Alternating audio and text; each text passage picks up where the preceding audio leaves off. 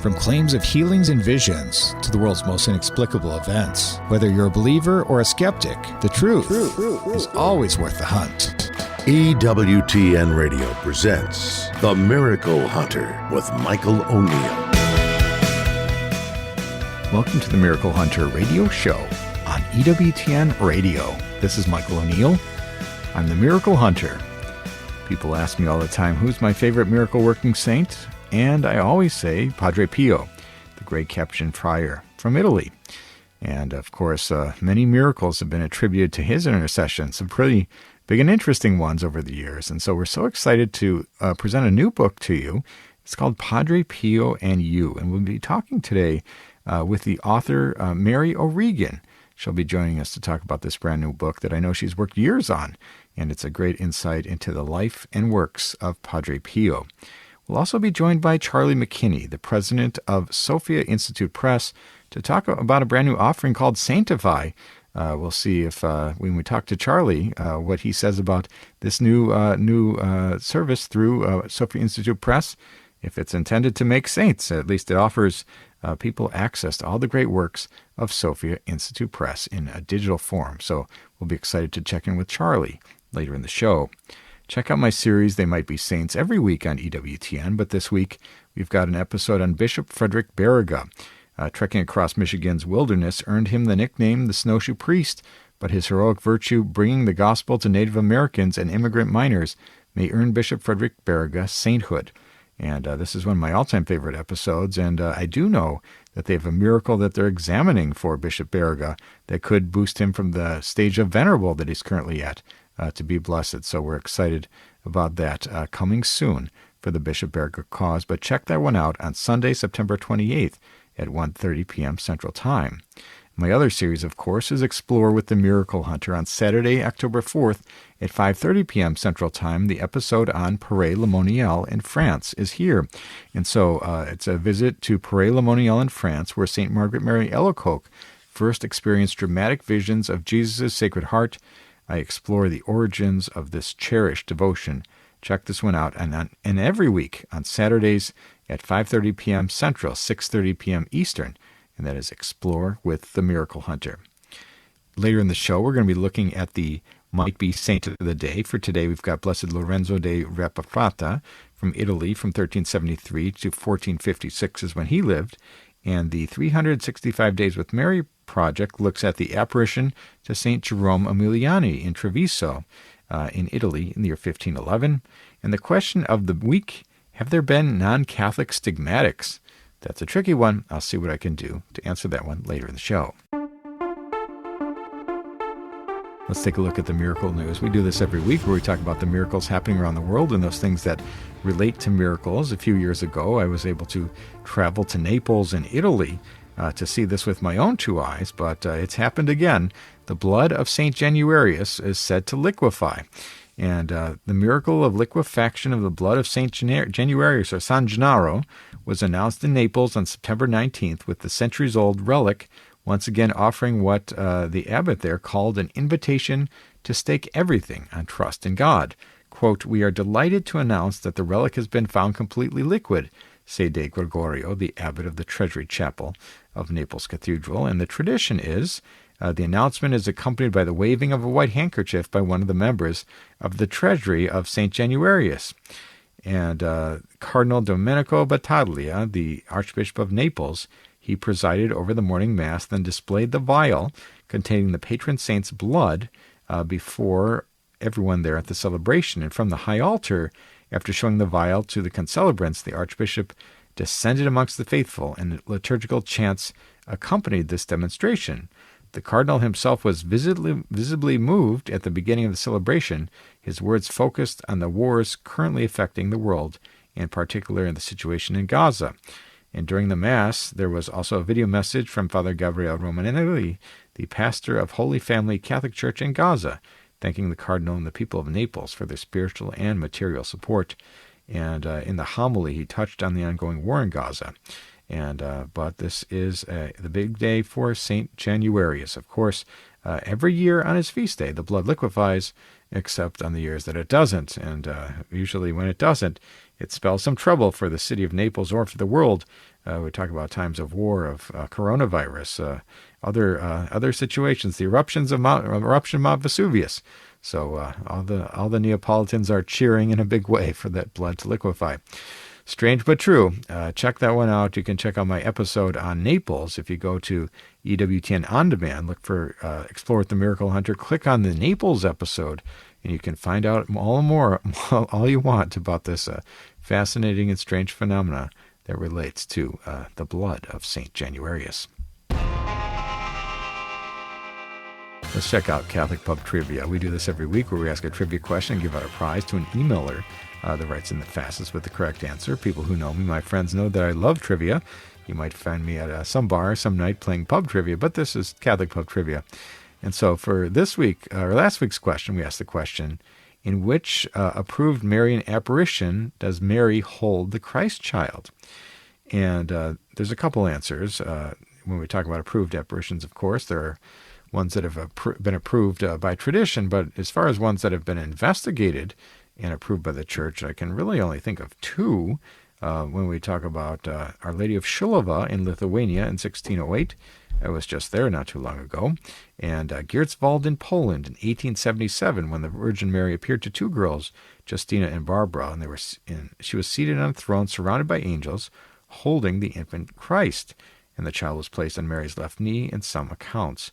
And so that is the Giertzwald apparition, as well as Shilowa, two of the famous, from the same part of the world, really, famous apparitions of Mary, where Jesus was also present. So the question for this week is, we're talking today about Padre Pio, who famously bore the stigmata. And so who is the last person to be declared a saint, blessed, or venerable to bear the wounds of Christ? Again, we know some servants of God who have been claimed to exhibit the wounds of Christ, but we're talking about venerables, blesseds, or saints, the last person to bear the wounds of Christ, who's been recognized by the Church. If you think you know that answer, want to win the prize, the image of the faces of Mary, send me an email to questions@miraclehunter.com, and we'll see if you're the fastest, and answers and winners will be posted on the show page on miraclehunter.com. We need to take a short break, but when we come back, we're going to be talking with Mary O'Regan about her brand new book, Padre Pio and You. Stay with us for that.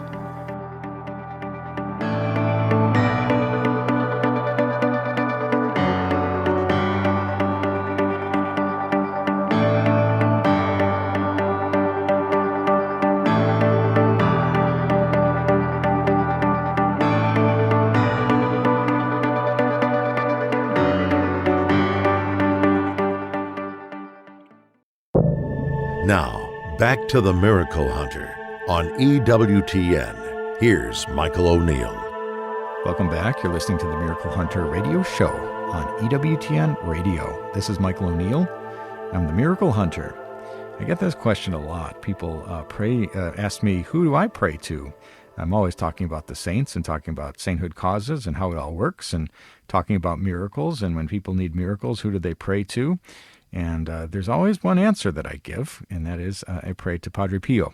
He is my go-to saint, the great miracle worker, the Capuchin friar, and his feast day is upon us. And we're so grateful to be joined today by Mary O'Regan. She's the author of a brand new book, Padre Pio and You, an epic story of spiritual fatherhood. Welcome to the program today, Mary. Thank you very, very much for the honor of having me on your show, Michael. Well, it's great to have you on. It's always fun to meet another O apostrophe person, so we've got that in common. But when we talk about Padre Pio, he's this great miracle-working saint. I think some of the stories related to him, both in life and in death, are absolutely amazing. And he's such a great example for us that we need to turn to and emulate, but also to seek him out for his intercession. So he's got that dual capability as a saint. And when we talk about this book, I know Padre Pio and You, this is your work that you've been working on for some years now. Talk a little bit about the genesis of the project. What got you going writing about Padre Pio? He appeared to me when I was 14 in his cell. And there was an apparition of Padre Pio in my life. And then a few years later, he appeared again as a glorified saint. So he introduced himself to me personally But I don't think that's so much special as special needs. And everyone who's listening to this, me, ask Padre Pio for his help and his intercession. And I'd had a long history of being his spiritual daughter privately, and I felt a call to give back, Michael. To give back. In some small way, if I could write this book that it would bring other people to belief in Padre Pio, in our stigmatist friar, who offered up the pains of crucifixion for us poor sinners. If this could be something that would bring other people into the fold, oh, please, Jesus, may it be so. Wonderful. And of course, Padre Pio is a well-beloved saint in the United States, in Italy, and around the world. He's one of the great saints, great miracle-working saints specifically, that we have in our Catholic Church. And he had so many people, his spiritual sons and daughters, people who he wrote letters to during his life and guided them and corresponded with them. When we talk about the letters of Padre Pio, how did his letters influence how you frame this book? Well, Padre Pio talks about dark night of the soul. The letters that we have are essentially about the fact that Padre Pio used to go through a lot of darkness and dryness before a mystical ascent. And he would feel that the Lord had rejected him. So the letters are about his dark night of the soul. Padre Pio is this young friar. He gives his life entirely to the Lord. And he's actually very surprised by the things that happen through him. Very surprised. And he documents the fact that the soul has a graduation and that the Lord takes away a certain light so that he can give a purer light, a light that's better than the light that he's taken away. So you can only really understand Padre Pio if you know that he has a mystical ascent by way of darkness and dryness, and then a new gift is given afterwards. And everyone who's been through this, we know what it's like. We've been through darkness and dryness. And we have to just trust the Lord and say to the Lord, I trust you. I give you my soul. If you're using darkness and dryness, it has only a good purpose if the Lord is doing it. And when we talk about some of the great spiritual gifts, the mystical phenomena that surrounded Padre Pio, of course, he is well known to the world as this stigmatic priest. Talk a little bit about the stigmata, what Padre Pio experienced that first day and then for the next 50 years of his life, and how that influenced him. Well, Michael, Padre Pio was first and foremost a victim soul. So he gave himself over to the Lord and said, on the day of his ordination, I give you my life as a canvas to do what you will. I will take on that suffering. So initially he offers his suffering for the poor souls in purgatory and for the sinners of this world, which very, very much include me. And the Lord then takes Padre Pio totally at his word. And that's everyone who's listening to this. You know that the Lord will take you at your word if you give yourself as a victim soul. He didn't counsel people to offer themselves as that. He always said that, it's the Holy Spirit that will guide us to be whether we want to be a victim soul or not, because our Lord is always very respectful of our will. That's why we're given free will. And Padre Pio becomes a priest, and not even a month later, he's given the stigmata by way of Our Lady and our Lord appearing to him and giving him the wounds. But he wants them to be invisible. He finds it absolutely excruciating. That's the part about Padre Pio's stigmata. Even though he was bearing the wounds all the time, it was the psychological import that really hurt him very, very much, because he didn't want to be compared to the Lord. Yeah, very well put. We're talking today with Mary O'Regan about a brand new book, Padre Pio and You, from Sophia Institute Press. It's a great new book out just in time, of course, with his feast day upon us now. And in addition to stigmata, there are various other stories of him receiving visions or healing miracles, people from traveling even from across the ocean from the United States to see him, and incredible stories. And one of the very interesting aspects of Padre Pio that I've heard so many different stories in your book recounts these as well, these various stories of bilocation. And there was a story of a very first bilocation at the age of 17. Tell us a little bit about that occurrence. And that was his first spiritual daughter. So he's 17 years old. He's praying in the chapel, and suddenly he's praying in the chapel in southern Italy.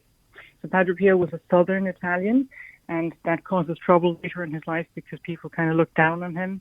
You know, there's a very, very big dichotomy between the southern Italians and the northern Italians. But Michael, he found himself immediately at the very, very top of northern Italy, in Udine. And he couldn't understand how he was simultaneously in the southern friary and also in the very, very top of Italy's boot. So if you think about Italy as a big boot, you've got this kind of rim just as you wear a boot, the very rim, the very top of Italy is like a boot. And he found himself there in a palace for a noble family.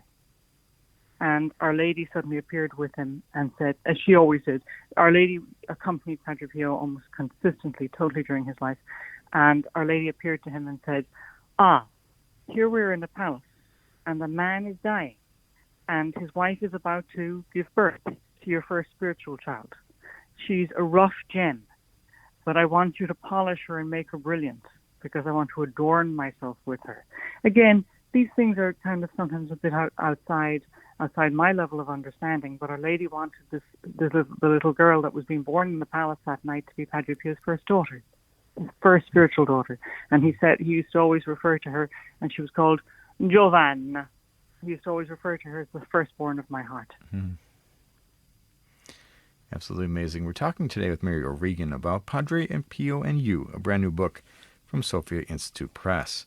And of course, we could talk all day about Padre Pio, whether it be about his fighting the devil, you might say, or the means he gave his spiritual children to assist them on the path to salvation, or the need to go to confession and show true contrition and triumph over corruption. These are all themes that find themselves in your book. When we look at your book, Padre Pio and You, and this work that you've spent years and years of your life crafting this book, and now it's available for this in time for the feast day of Padre Pio, which is upon us now. What is your great hope for people who maybe know a little bit about Padre Pio, but through your book might have their eyes opened up to him in a whole new way? My hope is that they see the miracle in their own conversion. They see that coming to Padre Pio and coming to what he tells us about, especially the fact that he talks about the Sacred Heart of Jesus and about the Immaculate Heart of Mary. And my hope is that they will just come to him. And I'm not going to lie. It has been a very, very difficult process to write that book. And I felt it was beyond me a lot of the time, Michael. But I had this just burning desire in my heart, in my little Irish heart. There was a passion to help other people to say, look, he will affect the miracle of your own conversion. And there is a huge number of physical conversions. I had a physical conversion in my teens. I was run over by a truck, and I was saved miraculously. And then I was saved again in my 20s from a very serious illness when the glove of Padre Pio was put on me, and the illness disappeared. The doctors found nothing. And thank God for all these things. Thank God for the miracles that the Lord has worked through Padre Pio. But the greatest miracle of all is our conversion of our soul to the Christ child that appeared with Padre Pio often. You know, the Christ child used to appear. Padre Pio used to come in at Christmas, and people would see Jesus in his arms, the little baby. Absolutely amazing. Well, we're so grateful to you Mary O'Regan, for your book, Padre Pio and You. It's been a work of years and years that you've put into this, and I encourage people to pick this one up. People who love Padre Pio, people who know a little bit and want to find out more. This is a great book from Sophia Institute Press for people to find out where can people go to pick up your book, either at your website, your blog, or Sophia Institute. Tell us a little bit how people can find this book. If I may be bold, Michael, and I'm a wild Irish girl, so if I may be a little bit wild, ye out there who are listening to this, go on Sophia, Sophia. Go on Sophia Press, and you're going to find an absolute treasure trove. Your minds are going to be blown, because I'm so grateful that Sophia, it happened exactly as Padre Pio told me it would happen, but I didn't quite believe it, because people were saying to me, like, how are you going to publish the book? And I just thought, well, maybe if I publish it, anonymously, or maybe online, or self-publish, that was my hope. And people were saying, oh, you should think about Sophia. Michael, I was thinking to myself, Sophia are just so much better than ever I would ever. I never thought I was good enough for Sophia. It was actually Patrick Ahern who said to me, you should go with Sophia. Give them the book, let them have a look at it. And they were like, yeah, they were game to publish Padre Pio and You. Wonderful. So if you go on to Sophia Press, Sophia, or I-A, as we say in Ireland, and you're going to find an absolute treasure trove. Because I think the Holy Spirit is leading a number of people to publish with Sophia at this moment in time that are the apostles of this time. We've got Gabriel Castillo, The Power of the Rosary, and Patrick Ahern, I already mentioned, wrote a fantastic book on exorcisms. He also wrote a book earlier this year about the truth about hell. And Padre Pio, I gave some of the research that I didn't put into this book. I gave that to Patrick Ahern for this, because Padre Pio had things to say about hell. Padre Pio had a few things to say about that place. Oh. That's right. Well, we're so grateful to you, Mary O'Regan, for this book, Padre Pio and You, available from Sophia Institute Press in time for the feast day of Padre Pio. Thank you so much for joining us on today's program. Thank you so much, Michael. It's been an absolute honor, and it's always a great, great, great, great privilege to hold forth on Padre Pio. God Padre bless Pio, you. pray for us. Pray for us, Padre Pio. Pray for us. Intercede for us, for your spiritual children. We want to join you where you are. God bless. That was Mary O'Regan, new book, Padre Pio and You, available from Sophia Institute Press. Go to sophiainstitute.com or anywhere Catholic books are sold to find out more about Mary O'Regan and her blog. The Path Less Taken is the name of her blog. But we're so grateful to talk with Mary on today's program. We need to take a short break, but when we come back, we're going to be looking at the question of the week. Stay with us for that.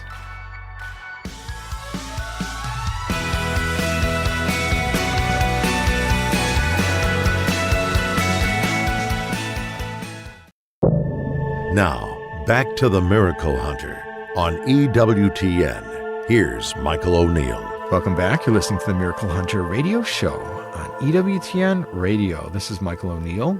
I'm the Miracle Hunter. Hey, I love getting your questions. People write in from around the world with questions about miracles happening in today's world and those that have happened centuries ago. And I love getting the email questions, and I've got a pretty strange email inbox, as you might imagine. But I also like answering the questions in person. I travel around maybe 20 different parishes or conferences or events, and I talk about miracles, usually Eucharistic miracles or Marian apparitions, or how the Catholic Church investigates the supernatural, or how saints are made. And I always leave it open to questions at the end, and it's so interesting to hear what people are thinking about. For people who would like me to speak at your parish or your event, you can go to miraclehunter.com and click on the Contact tab and send me a message that way. And here's a question from a recent talk that I gave. And the question was, have there been any non-Catholic Roman stigmatics? And so it's a good question. And with like many of the mystical phenomena that's been claimed throughout the world, we would say that by and large, this is a Catholic phenomena. Maybe 99% of cases of these strange things that happen, these miracles, are all Roman Catholic. But there are some other examples. And so we have this example of Sister Magdalena de la Cruz. Of course, she's that Spanish mystic and French nun.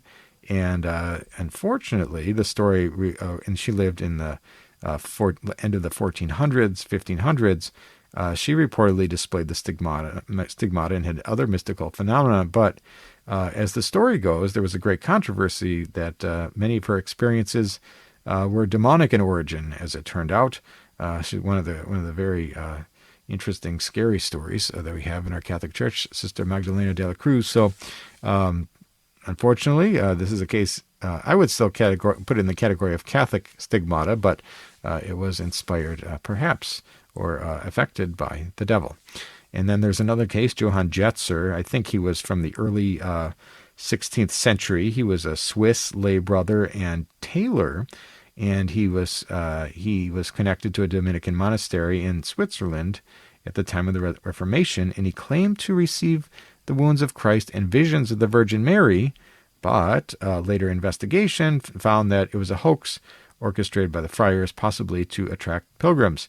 So another fake one, or not real one, we might say, and definitely not Catholic at that time. And then there's cases like Anneliese Michel. You probably know that one. The woman in the 1950s, 60s, 70s. She is the famous exorcism case. There were a couple of movies made about her. And it was reported that she developed marks on her hands and feet, and believed by some to be the stigmata. But of course, it was later ruled as a story of medical neglect during exorcisms, and she may have self-inflicted those wounds. So still technically Catholic, or in the Catholic worldview anyway, although this was, of course, a case of a hoax or an exorcism with the devil. So again, not all that Catholic. And then there are unconfirmed cases within the Pentecostal or charismatic Protestant groups in the United States, Africa, Latin America, where different individuals have claimed to bear Christ-like wounds during these spiritual experiences, but we don't have a lot of documentation in the same way that you might find a Catholic saint being documented. So we have different examples of lay preachers or visionaries and revival movements who have claimed these things, but there's not a lot of proof that any of them were real. So when we talk about have there been non-Roman Catholic stigmatics? I don't know, maybe. Not a lot, if any. And some of these cases are borderline anyway, and pretty strange. But thank you so much for your question. And if you have a question for the Miracle Hunter, you can send me an email to questions@miraclehunter.com, and maybe I'll be answering your question on the air next week. Let's take a look at the 365 Days with Mary project. We do this every week, where we look at the Marian devotion of the days. It lines up exactly to the day's date. We all know Fatima May 13th, or Guadalupe February 11th, or December 12th, or Lady of Guadalupe. But believe it or not, for each and every day of the calendar year, there's a different Marian devotion that lines up perfectly to the day's date from somewhere around the world.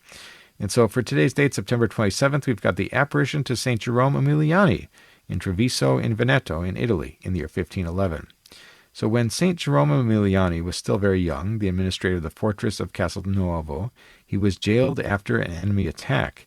And in the solitude of the prison, he sought the help of God, so he began to pray, turning to the Holy Virgin Mary. Liberation of prisoners, promising that if he returned free, he would go on pilgrimage to the shrine of Treviso. In fact, he obtained a release from captivity and the certain death sentence through the intercession of the Virgin Mary, who appeared to him on September 27, 1511, and released him from the chains. Then Our Lady then proceeded to protect him miraculously on his way to Treviso, and this allowed him to cross unharmed through armies in conflict to fulfill his vow. And that's today's 365 Days with Mary project, the apparition to St. Jerome Emiliani. For more information on this fascinating devotion, or any of the hundreds of other Marian devotions from around the world, you can go to 365dayswithmary.com, pick up the book, download the app from the iOS App Store, or join the Facebook page where you can join as many as 10,000 other followers who get a new title of Mary each and every day of the calendar year. So let's take a look at sainthood news. We do this every week as well, where we talk about those people coming down the pipeline, those people who go from servant of God to venerable to blessed and to saint. And we have a new saint that's coming right up. Pope Francis had approved the canonization of Blessed Ignatius Marian, an Armenian Catholic archbishop martyred during the Armenian genocide in the year 1915. And the canonization ceremony is scheduled for October 19th, 2025 at the Vatican. And Marian, who was beatified by Pope John Paul II in 2001, is remembered for his deep faith and courage during one of history's darkest periods. And his canonization was announced following a meeting between the Pope and Cardinal Marcello Semeraro, the prefect for the Dicastery for the Causes of Saints, and it highlights the Church's continued recognition of modern martyrs. Ignatius Marian was born in 1869 in what is now Turkey and became Archbishop of Mardin in 1911. And during the Ottoman Empire's campaign against Armenians, Marian was arrested along with hundreds of faithful. Despite being tortured and repeatedly pressured to convert to Islam, he remained unwavering in his Catholic faith, and witnesses recounted how he offered encouragement to fellow prisoners, led them in prayer, and forgave his persecutors before being executed by gunfire on June 11, 1915. His last words reportedly were a prayer of forgiveness and a declaration of faith in Christ. And that is the sainthood news for today, the upcoming canonization of Blessed Ignatius Marian. Let's take a look at the might-be saint of the day. For today's day, we have Blessed Lorenzo of Rapafrata from Italy in the year 1373, and he died in 1456. Now, he was born to Italian nobility, and Lorenzo's family had a military history and a duty to protect the outer defenses of the city of Pisa. And Lorenzo, however, was drawn to the religious life, and he began studying for the priesthood. And while a deacon, he joined the Dominicans at the convent of St. Catherine of Pisa in 1396. He was a priest. He worked to reform the Dominicans and encouraged his brother friars in their studies, prayer life, and devotion to the rule. And Lorenzo served as a novice master, spiritual director, and preacher, and he taught theology. His novices and students include Saint Antonius of Florence, Blessed Peter Capucci, Blessed Fra Angelico, and the artist Fra Benedetto. He was the vicar general of the congregation and worked with the sick during plague outbreaks in the Italian cities of Pistola and Fabriano. And Father Lozano Lorenzo served for 60 years, lived a simple ascetic life, and was particularly devoted to the sacrament of penance and reconciliation. And he died in 1456 in Pistoia in Italy of natural causes, and miracles were reported at his tomb, and he was declared blessed in 1851 by Pope Pius IX. And that is today's might-be saint of the day. With one miracle, Blessed Lorenzo will become known as Saint Lorenzo. And for people who want to find out more about They Might Be Saints, my work with that, you can go to EWTNRC.com, the religious catalog, to pick up the book, They Might Be Saints, or you can watch the series They Might Be Saints every week on EWTN. They Might Be Saints. Bishop Frederick Berga is the episode on September 28th at 1:30 p.m. And that episode, Trekking Across Michigan's Wilderness, earned him the nickname the Snowshoe Priest, but his heroic virtue bringing the support to Native Americans and immigrant miners may earn Bishop Frederick Berga sainthood. Check that one out. They Might Be Saints, Bishop Frederick Berga, on Sunday, September 28th at 1:30 p.m. We need to take a short break, but when we come back, we're going to be talking with Charlie McKinney about the launch of the new Sophia Institute Press offering, Saintify. Stay with us for that.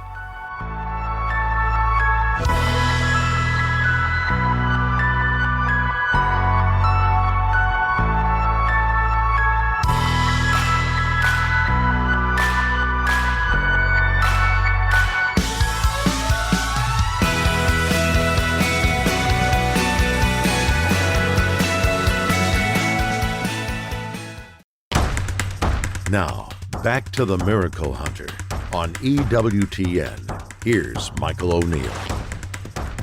Welcome back. You're listening to the Miracle Hunter radio show on EWTN Radio. This is Michael O'Neill. I'm the Miracle Hunter. Well, I think people ask this question a lot, or they at least should be asking the question a lot. How do I become a saint?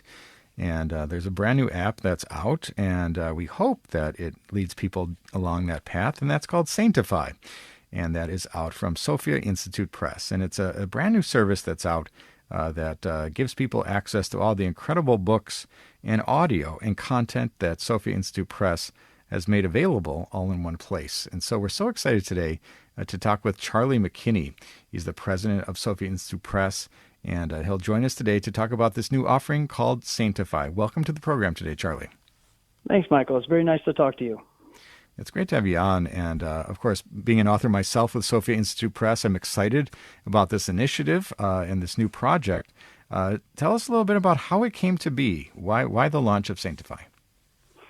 Well, look, we are always looking for ways to get good, faithful Catholic content into the hands of those who are wanting to deepen their spiritual life, who are wanting to understand the writings of the saints. And, we've done that for years and years, publishing, close to 100 books per year. We're now distributing, shipping out almost 2 million books every single year. And then several years ago, about 10 years ago, we expanded into Catholic education and created religion textbooks, which is now the largest religion textbook in the country. And so one of the things that we've noticed over the past couple of years is how much people are listening to audiobooks now, especially young people. A lot of young people today aren't necessarily picking up a book. But I was reading an article in Publishers Weekly that was talking about how many young people are listening to audiobooks rather than picking up a book. And it made me realize that we as Catholics are a little bit behind the ball in terms of getting our Catholic content into audiobooks. And so we decided that we were going to make a major push into that direction.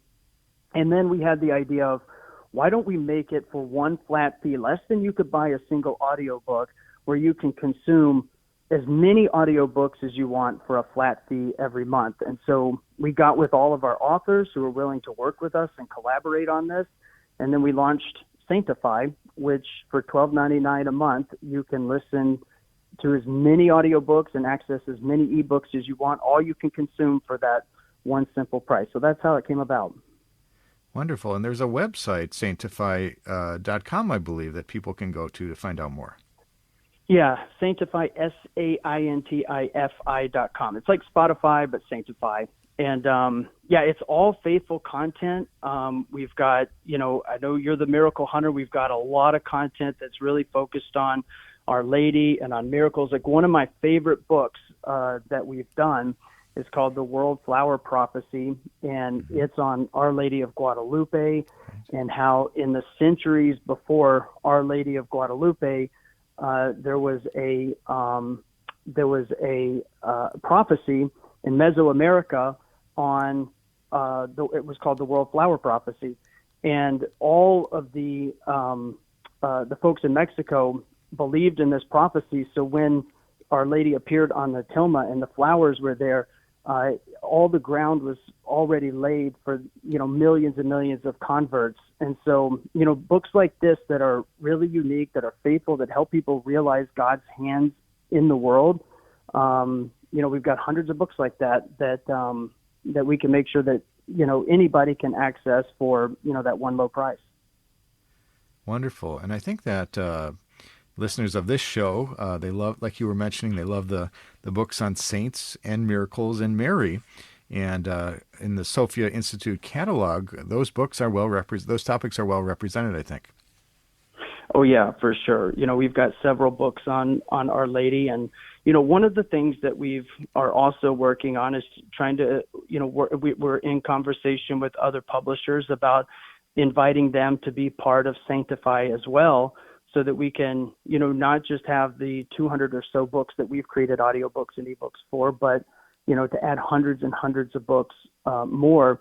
And in fact, we're going to be adding, for any new, for all subscribers, 10 new books are going to be added every single month to keep it fresh. So that way, we're going to constantly have new books that are, being added on Our Lady. One of the books that we're working on now is called Nothing Short of a Miracle by Patricia Treese. Mm-hmm. And it's a book that has it just outlines a lot of the miracles by modern day saints like Solanus Casey and others, and or Andre Bessette. And it's just these amazing stories of God working in the world through modern hands. Many of these people who, walk the earth at the same time we walk the earth. And, so this is one of the books. It's not part of the first 200 that we're doing, but it's going to be part of the series of books that we're going to have coming out in the coming months. Yeah, it's one of my favorites. I have it on my bookshelf right behind me. Patricia Treese, one of the great ones. Yep. Yeah, it's an amazing book. Maybe about 8 years ago when we were publishing that book, I was on an airplane and I had it in it was in a Word doc, and I was going through the manuscript, and there was a guy sitting next to me who, was flying out to see his sister who had I can't remember what the situation was, but the lady needed a miracle. And so I pulled out the Andre Bessette chapter, and I just handed him all these loose pages. And I said, he was a fallen away Catholic. I'm like, read this, hopefully this will inspire you to pray and realize that God's hand is active in the world. And, all you have to do is ask and have faith, and it may be granted if it's his will. So, we've got a lot of books like that are just have the potential to really change hearts and lead people to Christ. And, the salvation of souls is what it's all about. That's what we're doing this for. And, I hope and pray a project like Saintify, can do that. Wonderful. We're talking today with Charlie McKinney, the president of Sophia Institute Press, about a brand new offering called Saintify. People can go to saintify.com for more information on this. And of course, it's a catchy name. Like you say, it's a derivative of Spotify, or it's similar to Spotify. But the idea is that people who read on these topics or spend time with these books produced by Sophia Institute Press or otherwise, that on these topics of spiritual importance will grow closer to Christ. Talk a little bit about it being more than just a catchy name. What can people how can it affect their spiritual life to engage with these important spiritual works? Well, I found myself in my own spiritual growth that there are certain books and types of books that I feel like the Lord is asking me to read at certain points, right? So at some point it might be, the lives of the saints. At another point it might be going deeper into prayer, or it might be looking at some virtue that, or addressing some vice that maybe I'm blind. I've got, scales on my eyes and I don't see that I have. And I think one of the benefits of something like Saintify is that you can dip into these things, without putting any money down. Like, you don't have to buy the book and wait for it to, instantly, it doesn't cost you anything. You're paying for the one price. And see whether or not it touches your heart, if it's the sort of thing that the Lord is pulling you into now, if it's, feeding you or addressing some need. And if it is, to be able to immerse yourself in that and to listen to that and hear what the Lord is telling you. And you don't have to take a chance on it. You've got hundreds of books right there available to you to feel, see where the Lord is leading you. And to me, that's very exciting. And because we've got a breadth of content in there, whether it be spiritual formation, spiritual direction, apologetics, church history, the writings of the saints, the lives of the saints, biographies, it's all in there. That there's something in there for everybody, wherever they are on their spiritual journey, whether, they're starting or whether they're, 10 years in, there's something there for everybody. Wonderful. Well, we've been talking today with Charlie McKinney about a new launch, Saintify, from Sophia Institute Press. And this is a great new service that's available to people who love reading Catholic books and maybe those people who need to find inspiration in one way or another. And this is a great way through audiobooks, through an app, to be able to engage with those books that people might not pick up and sit down and read by the fireplace, but maybe whether it's in their car or otherwise, they might want to tune in to the authors or actors or voice actors or otherwise who present these great books in an audio format. Talk a little bit as we wrap up the show today, Charlie, about the way that people can access Saintify, sign up for it. What's the process for people who want to get involved? Yep, go to saintify.com, saintify.com, and from there, there are links for you to download the app on your phone. So you just want to go to that URL on your phone. You could download the app, and then you can sign in and get access at no cost. And we're going to have several books in there that are free, and you can just kind of test it out and see, if you like what you see, and if you do. You can unlock everything, over 200 audiobooks, over 300 ebooks, and we're going to have 10 new audiobooks and ebooks added every single month in perpetuity. And if you can pay monthly, so you could just try it for 1 month, $13, $12.99, or for $10.99 a month, you could buy a whole year. And we're the goal here is to provide you with as much Catholic content as possible, all you can consume, for a very affordable price, frankly, less than you could buy a single audiobook for. Because what we're doing, this is a mission. We're a nonprofit organization. The goal is the salvation of souls. And so everybody who's partnering with us on this is not just accessing content. They're helping us to develop more audiobooks and helping us fulfill our mission of delivering faithful Catholic content to the world. Wonderful. Well, we're so grateful to you, Charlie McKinney, President of Sophia Institute Press, for joining us today to talk about this great new offering, Saintify. And I hope people check this one out. Thank you so much, Charlie, for joining us on today's program. Thanks, Michael. God bless. God bless. That was Charlie McKinney. Check this thing out, saintify.com. You'll be able to access some great Catholic content in a whole new way. We'll be excited to try that one out.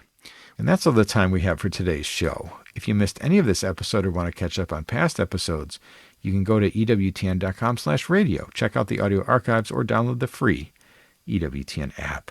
I'd like to thank our guest today, Mary O'Regan, talking about her brand new book, Padre Pio and You, and Charlie McKinney, talking about the launch of Saintify.